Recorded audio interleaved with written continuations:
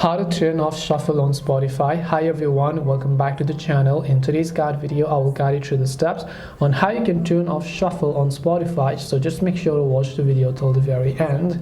So basically, if you want to turn off shuffle on Spotify, the issue over here seems to be that if I go ahead and launch the Spotify application here, and if I play a specific song or if I play a specific playlist, the problem is that it directly doesn't play song, but it plays a random song from the playlist. So it doesn't play the next song from this, but basically it will play me a random song. Now to turn the shuffle thing off, what do you basically do? Well, in order to turn off shuffle, there is only one thing that you can do, and that is to simply get the premium version. Yes, that's simply it. Until and unless you do not have premium on Spotify will not let you turn off shuffle. Just keep that thing in mind. If you don't have premium, we've already made a dedicated video for which we can leave a link down in the description box as to how you can get premium. You can just join a family plan if you think that's cheaper for you, but unfortunately Spotify doesn't operate like that because they have limited many features in the free version.